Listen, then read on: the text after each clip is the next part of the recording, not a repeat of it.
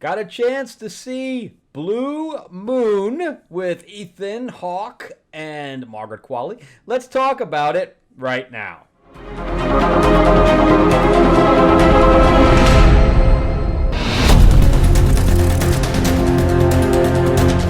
Welcome back to the channel, everyone. Thank you so much for spending time with me as we rant about movies, comic books, and television shows, as well as the occasional board game. I'm your host, Frank Zank. I'm an award-winning screenwriter, novelist, and comic book writer, as well as a filmmaker. And yeah, we're going to talk about Blue Moon. So I went to see Regretting You on Friday, and this was my second film. So there was a couple of other films out this week. I still haven't seen the Keanu Reeves film yet, and it's not doing well anyway. But I like these little independent films, and it had a good cast. I thought Ethan Hawke was like completely transformative inside the trailer, so I said, yeah, let me give it a shot. I really have not liked many things that Margaret Qualley has done, unfortunately. I think she's talented, but I just haven't liked anything that she's done. The latest thing that she just did, where she was the bounty hunter, was a complete crap. I mean, complete crap. And this is the second one she's done with the Coen brother there. And it was horrible. And the one before that, Drive Away Dolls, wasn't good either. And I know everybody really, really liked The Substance, and I liked the first half of it, but the second half just started going downhill like crazy, and the end lost me completely. Some people liked the end. I abhorred it. It destroyed the film for me.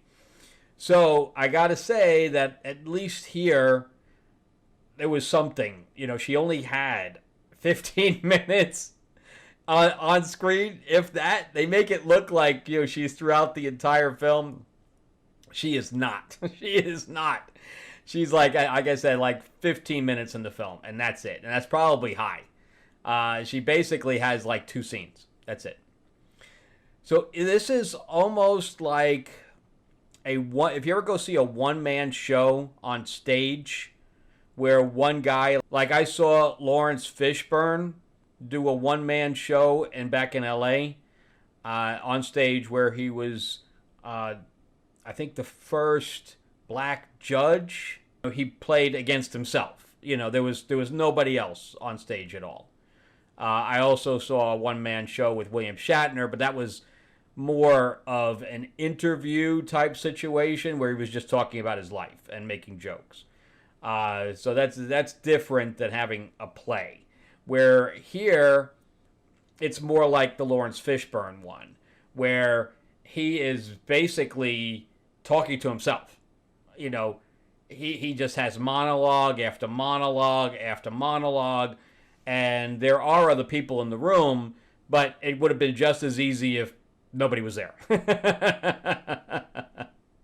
Everyone else, I think they even say this in the film, which I thought was an interesting line, that everybody else in your life is just an extra. And that's how this is. Everyone else in this movie is just an extra. And it's really a one-man show. And the problem with that is that it's very, very hard, believe me as a writer, that it is very, very hard to write an entire movie in one location. There are a lot of people that do it and fail. How to make things interesting where you're staying in one location when you never leave.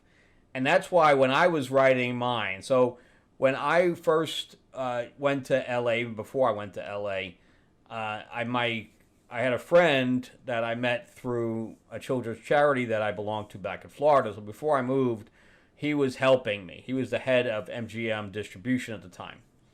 And he was helping me, and, you know, because I was writing, you know, sci-fi, I was writing, you know, superhero stuff. I had a comic book out at the time, blah, blah, blah. And he's like, no, this is your Star Wars, write something smaller. And then I did, and I got some accolades for this action romantic comedy I did, and he says, no, smaller. He says, nobody knows you, so write something smaller.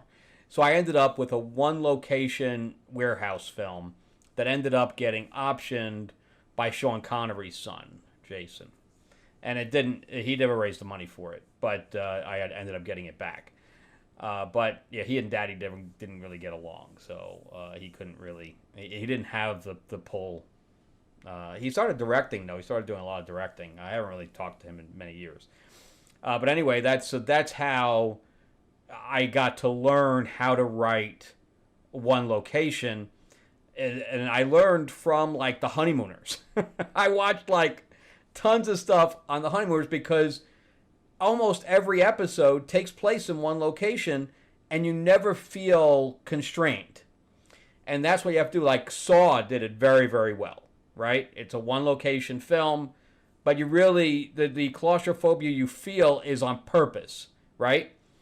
And here, it's just not. And I don't understand what the budget was for this. I don't understand the whole reason the movie got made, to tell you the truth.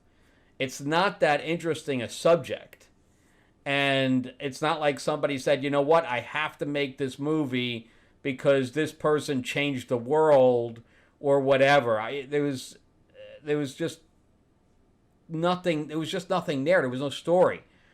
Like when I did my Holocaust biography, I sat with Diane to make sure that there was a story there first before I put pen to paper, or in my case, keyboard to computer.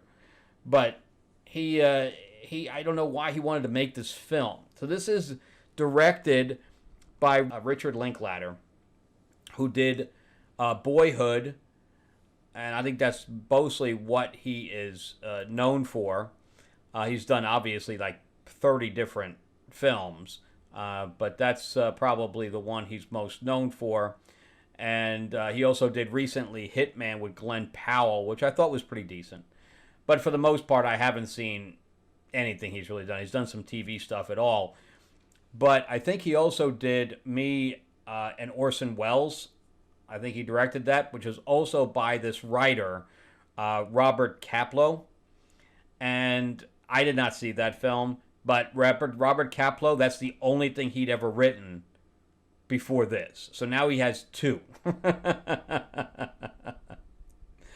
So he has two writing credits, and I think they were both directed by Linklater. So again, I have no idea what the movement was, what the passion was for this particular piece of cinema. But if he spent over $5 million for this film, whoever put the money up was insane. Because there was no way that this was going to do anything. And I'm hoping that all these people kind of did everything at scale. So it even came in cheaper than the $5 million. He really needed to do it like $3 million. And, because then he could just sell it to the streaming services. But Margaret Qualley did, I think, look better as a blonde. I think she looks better as a blonde. Plus, I don't know what kind of effects they did. I think they did a lot of practical effects with making Ethan Hawke look shorter.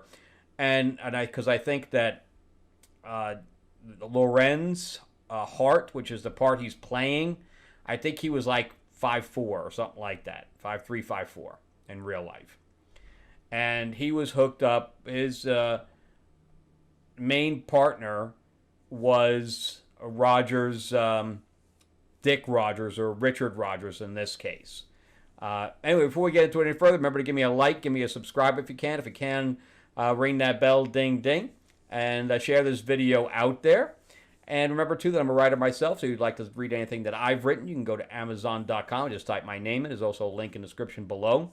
You'll see my 4-novel quadrilogy, Destiny Aurora. It's a sci-fi epic adventure, so if you like stuff like Star Wars, Star Trek, Guardians of the Galaxy, you'll love this. It was made into a board game, an RPG, graphic novel. It's also on Audible with multiple voices, all that kind of stuff. If you like sci-fi, you're going to love it. Plus, I have my fantasy novel, Tales of Ravenor, the Iron Witch. We have magic, we have dragons, we have griffins, we have all this stuff in there.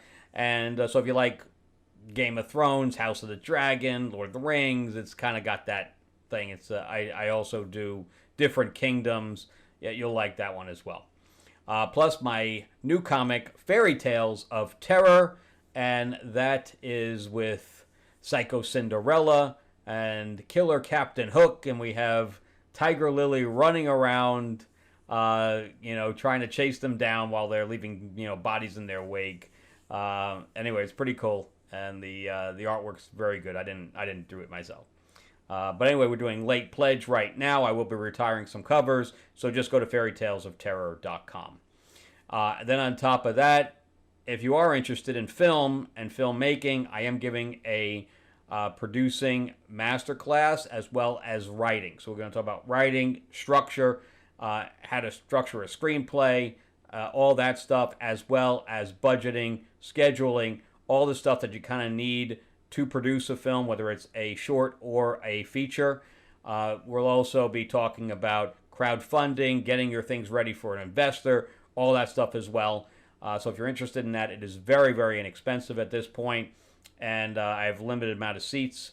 So if you want to go to Eventbrite and just type, you can do the search for online classes because it is through Zoom, and you just type in Making Movie Magic and it'll come up. There's also a link in the description below. All right, so let's jump back into Blue Moon. So, of course, the name of the film references a musical number that he wrote. Okay, so Rogers does the actual music, he does the lyrics.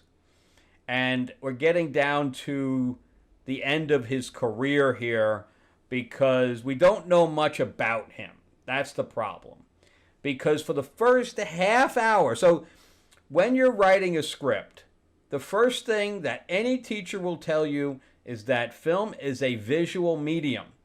Therefore, you need to have an attitude on a structure of show, don't tell. So the more nuance that you can give to your actors to do without spelling things out in your dialogue, the better. This fails at every attempt. Every one. And it is a tell, don't show movie. So it's as if it's supposed to be on stage and it's not, right? And there's one set. That's it. There is one set that they built, which I don't know where they shot this thing. It was the United States. I think it came up like Ireland or New Zealand or something like that. It came up like Ireland, but some of the stuff I read was like New Zealand or something like that. Anyway, it wasn't shot here at all. And all they did was build one set. It was like, and I love stuff about old Hollywood. Well, in this case, it's New York, but it looks like the 50s. And it's one bar/restaurant. You never see the restaurant side. You only see the bar. And then you see the coat room. That's it. That's the only thing they built. So it's a very, very small set in comparison to some of the stuff that I've worked on for Showtime and things to that effect. That set probably cost them a couple $100,000 at most. I'm sure they didn't save it. They just killed it. So there was no storage or anything like that. What they do normally is they store it for a certain amount of time in case they need to do reshoots. But once the film is done, once the film is out, they just kill it because there's nothing they can do with it. But anyway, a lot of the stuff was probably rented too. Like all the stools and all that stuff was all probably rented. So yeah, it's again, one location. Probably the longest thing they took was for him to fix his, change his hair, and then some practical effects about how they were going to make him shorter. The rest of it was probably CG, so they probably had a CG budget. But here's the problem is that all he did was talk about Margaret Qualley, her character, for the first half hour of the film. That's it. That's the first half hour is him talking to the bartender, Bobby Carnival. I mean, Carnival was good, but there was nothing there. We didn't learn anything about him. And the pianist, who was a soldier. We didn't learn anything about him either, except for the fact that he was going back to see his mom or something like that in New Jersey. That's about it. The only character with any kind of depth whatsoever was, there was the guy that he ends up drinking with to the side, who was also a writer, was writing a kid's book or something like that. And instead he was like an essay writer or whatever else. I don't know if he worked for a newspaper or whatever. We didn't really know anything about that either. I thought he was really good. But again, his name was E.B. White, played by Patrick Kennedy. But again, we don't know. He was probably the most interesting person we know nothing about. It was his mannerism and stuff like that that was intriguing. The only other character in here was Andrew Scott's character, who plays Dick Rogers, and he was the previous partner with Lorenz Hart, which is Ethan Hawke's character. And he tells him pretty much why he went with Hammerstein to do the writing. And those guys, of course, went on to make some very, very, very well-known stuff. I mean, they did Sound of Music. This is the opening of Oklahoma. That's what this is. So he's sitting at a bar waiting for Margaret Qualley's character. And at the same time, waiting, he just watched Oklahoma, and it takes them 2 hours, the rest of the crew or cast, to get to the restaurant. And that's when he does all this talking until Dick Rogers, and Hammerstein show up with their entourage. And I don't know, I guess they're just meeting there. None of them really have any drinks or anything like that. They go upstairs for a few minutes and then they leave. That's it. So, I mean, there's just nothing here. It's supposed to be a character driven piece. I just didn't even get that. So Andrew Scott does a good job. He's, of course, played Moriarty in the Sherlock movies. He was just Back in Action with Cameron Diaz. He was also in Spectre, the James Bond film. And he was also an extra in Saving Private Ryan way back in the day. He's been acting since 1995. He's an excellent actor. But again, the part is very small here. We see him again, maybe 15, 20 minutes. He's got a little bit of a larger role than Margaret Qualley does. And he's the one that comes in and says, look, you're an alcoholic. You need to, you're going to kill yourself. I need to treat this like a business. You roll out of bed at noon. I really can't work with you. That's his whole part in this. Meanwhile, Margaret Qualley's part is that he's in love with her, even though he's bisexual. And on top of that, he gets friend-zoned. He doesn't know how to handle that either. So meanwhile, she's telling him about a guy that she loves, and he wants to hear more. If I was in love with somebody, I would not want to hear more about a guy she's in love with and just had sex with. Or 4 months ago in this case. So it's just a very odd film. And then as soon as the movie's over, it tells us that, he did the one thing and then, he died from alcoholism. I mean, while, Hammerstein and Rogers and Hammerstein, they went out and did, all their stuff. So he wrote amazing, amazing songs, but this is basically the end of his career and the beginning of the Roger Hammerstein era. That's all this is. And his lost love for Elizabeth, who is Margaret Qualley's character. That's it. That's the entire film. There's absolutely nothing here. Nothing. The set is nice. Ethan Hawke does a good job, but I feel completely unfulfilled for what I saw.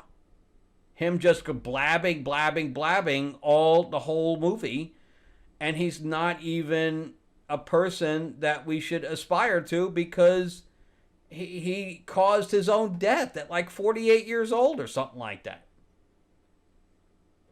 Again, that's why I don't understand this whole subject. I'm at a loss for words about why this subject even deserved to be on film. Anyway, I'm going to give this movie, again, the acting's good, the cinematography's good, the set is good, but that's it. That's as far as I could go. And Margaret Qualley, this is probably the best I've seen her, or the most likable character she's had so far. And she looked good as a blonde. I'm going to give this movie a 4. All right, it is below average. It probably deserves to be less than that. But it's a below average film, and it's a skippy. So that's why I hope they didn't spend a whole lot of money on it, because whoever's put any money into it's going to lose it. All right, well, that's it for me. Remember to give me a like, give me a thumbs up. If you can't subscribe, please do. Ring that bell, ding, ding. Share this video out there. And if you'd like to check out my stuff on Amazon, definitely jump into Fairy Tales of Terror at fairytalesofterror.com and choose your cover because, again, it's I do sign them as well because I'm going to retire in them. And if you'd like to find out how to do some stuff in filmmaking, you can go to the description below and you'll see the Eventbrite link for the Making Movie Magic. It is November 1st and 2nd of this month, so it's just next week. All right, thanks a lot, guys, and I will see you on the next one. All right, bye-bye.